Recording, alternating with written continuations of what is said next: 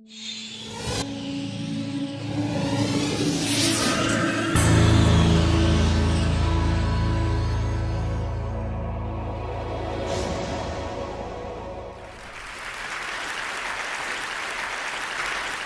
that's Johnny Depp, of course. And that's Johnny Depp's shoulder. And that's Johnny Depp's famous shoulder tattoo. Some of you might know that in 1990, Depp got engaged to Winona Ryder. And he had tattooed on his right shoulder, Winona Forever. And then 3 years later, which in fairness kind of is forever by Hollywood standards, they broke up. And Johnny went and got a little bit of repair work done. And now his shoulder says, Wino Forever. So like Johnny Depp, and like 25% of Americans between the ages of 16 and 50, I have a tattoo. I first started thinking about getting it in my mid-20s, but I deliberately waited a really long time. Because we all know people who've gotten tattoos when they were 17 or 19 or 23 and regretted it by the time they were 30. That didn't happen to me. I got my tattoo when I was 29, and I regretted it instantly. And by regretted it, I mean that I stepped outside of the tattoo place. This is just a couple miles from here, down on the Lower East Side. And I had a massive emotional meltdown in broad daylight on the corner of East Broadway and Canal Street, which is a great place to do it because nobody cares. And then I went home that night, and I had an even larger emotional meltdown, which I'll say more about in a minute. And this was all actually quite shocking to me, because prior to this moment, I had prided myself on having absolutely no regrets. Now, I had made a lot of mistakes and dumb decisions, of course. I do that hourly. But I had always felt like, look, you know, I mean, I made the best choice I could make, given who I was then, given the information I had on hand. I learned a lesson from it. It somehow got me to where I am in life right now, and okay, I wouldn't change it. In other words, I had drunk our great cultural Kool-Aid about regret, which is that lamenting things that occurred in the past is an absolute waste of time, that we should always look forward and not backward, and that one of the noblest and best things we can do is strive to live a life free of regrets. This idea is nicely captured by this quote: "Things without all remedy should be without regard. What's done is done." Now, this seems like kind of an admirable philosophy at first, something we might all agree to sign on to, until I tell you who said it. Right, so this is Lady Macbeth basically telling her husband to stop being such a wuss for feeling bad about murdering people. And as it happens, Shakespeare was onto something here, as he generally was, because the inability to experience regret is actually one of the diagnostic characteristics of sociopaths. It's also, by the way, characteristic of certain kinds of brain damage. So people who have damage to their orbital cortex seem to be unable to feel regret in the face of even obviously very poor decisions. So if, in fact, you want to live a life free of regret, there is an option open to you. It's called a lobotomy. But if you want to be fully functional and fully human and fully humane, I think you need to learn to live not without regret, but with it. So let's start out by defining some terms. What is regret? Regret is the emotion we experience when we think that our present situation could be better or happier if we had done something different in the past. So in other words, regret requires two things. It requires, first of all, agency. We had to make a decision in the first place. And second of all, it requires imagination. We need to be able to imagine going back and making a different choice, and then we need to be able to kind of spool this imaginary record forward and imagine how things would be playing out in our present. And in fact, the more we have of either of these things, the more agency and the more imagination with respect to a given regret, the more acute that regret will be. So let's say, for instance, that you're on your way to your best friend's wedding, and you're trying to get to the airport, and you're stuck in terrible traffic, and you finally arrive at your gate, and you've missed your flight.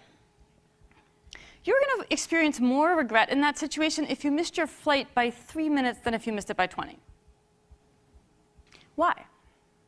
Well, because if you miss your flight by 3 minutes, it is painfully easy to imagine that you could have made different decisions that would have led to a better outcome. I should have taken the bridge and not the tunnel. I should have gone through that yellow light.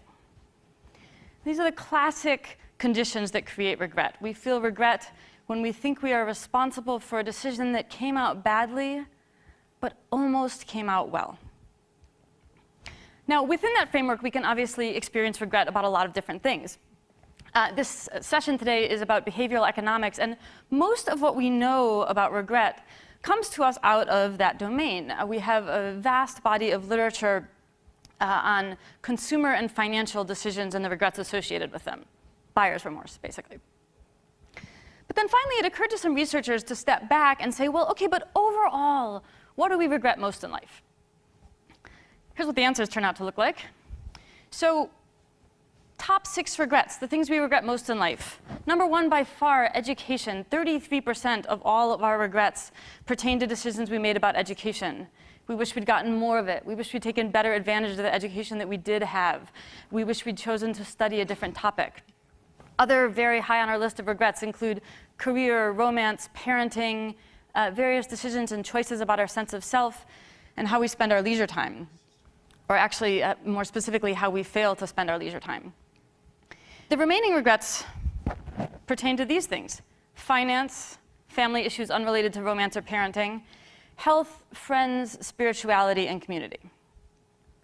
So in other words, we know most of what we know about regret by the study of finance, but it turns out when you look overall at what people regret in life, you know what? Our financial decisions don't even rank. They account for less than 3% of our total regrets. So if you're sitting there stressing about large cap versus small cap, or company A versus company B, or should you buy the Subaru or the Prius, you know what? Let it go. Odds are you're not going to care in 5 years. But for these things that we actually do really care about and do experience profound regret around, what does that experience feel like? Well, we all know the short answer, right? It feels terrible. Regret feels awful. But it turns out that regret feels awful in 4 very specific and consistent ways. So the first consistent component of regret is basically denial. When I went home that night after getting my tattoo, I basically stayed up all night, and for the first several hours, there was exactly one thought in my head, and the thought was, make it go away. This is an unbelievably primitive emotional response. I mean, it's right up there with, I want my mommy. And we're not trying to solve the problem. We're not trying to understand how the problem came about. We just want it to vanish. The second characteristic component of regret is a sense of bewilderment. So the other thing I thought about there in my bedroom that night was, how could I have done that? What was I thinking? It's this real sense of alienation from the part of us that made a decision we regret. We can't identify with that part. We don't understand that part. And we certainly don't have any empathy for that part, which explains the third consistent component of regret, which is an intense desire to punish ourselves.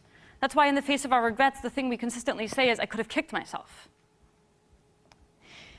The fourth component here is that regret is what psychologists call perseverative. To perseverate means to focus obsessively and repeatedly on the exact same thing. Now, the effect of perseveration is to basically take these first 3 components of regret and put them on an infinite loop. So it's not that I sat there in my bedroom that night thinking, make it go away. It's that I sat there and I thought, make it go away, make it go away, make it go away, make it go away. So if you look at the psychological literature, these are the 4 consistent defining components of regret. But I want to suggest that there's also a 5th one. And I think of this as a kind of existential wake-up call.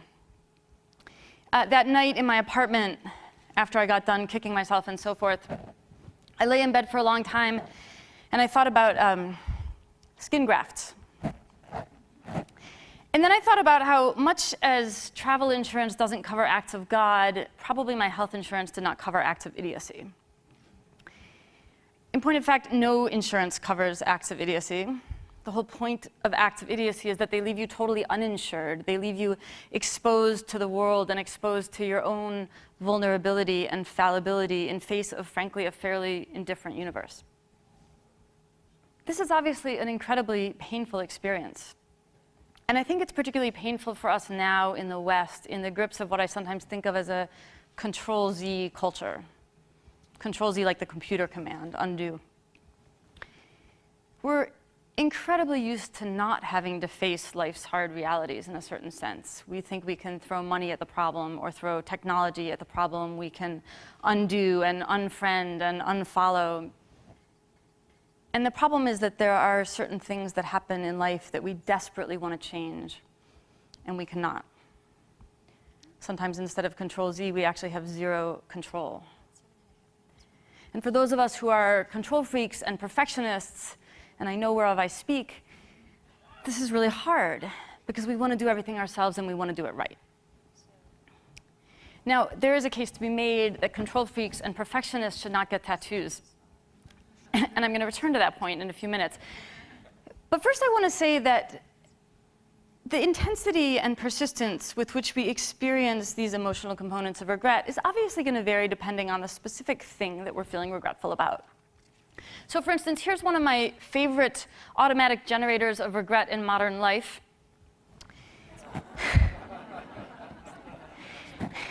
Right? And the amazing thing about this really insidious technological innovation is that even just with this one thing, we can experience a huge range of regret. You know, you can accidentally hit reply all to an email and torpedo a relationship. Or you can just have an incredibly embarrassing day at work. Or you can have your last day at work. And this doesn't even touch on the really profound regrets of life.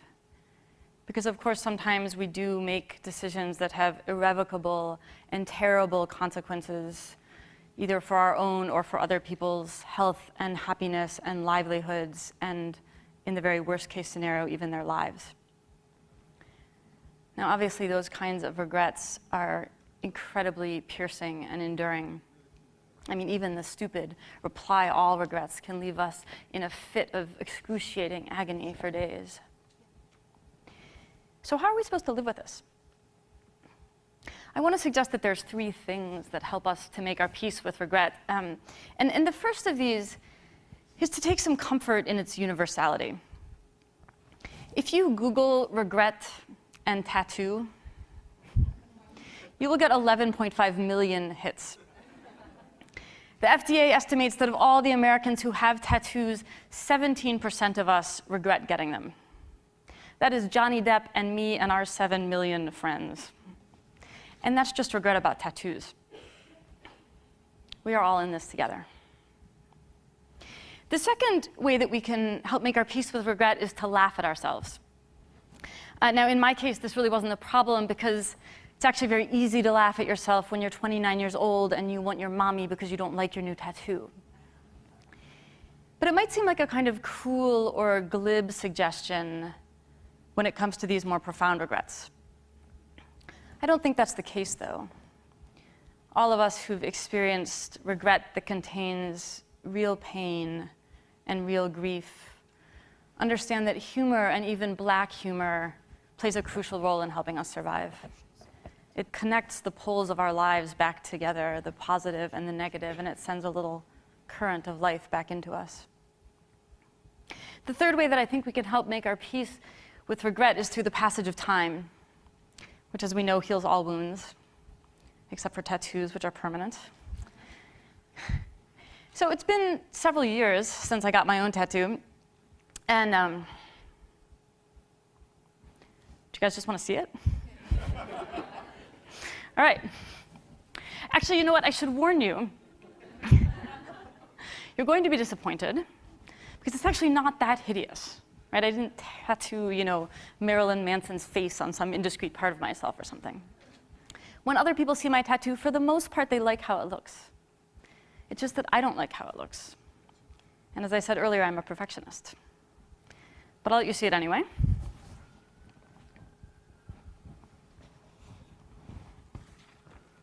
This is my tattoo. I can guess what some of you are thinking. So let me reassure you about something. Some of your own regrets are also not as ugly as you think they are. I got this tattoo because I spent most of my 20s living outside of the country and traveling.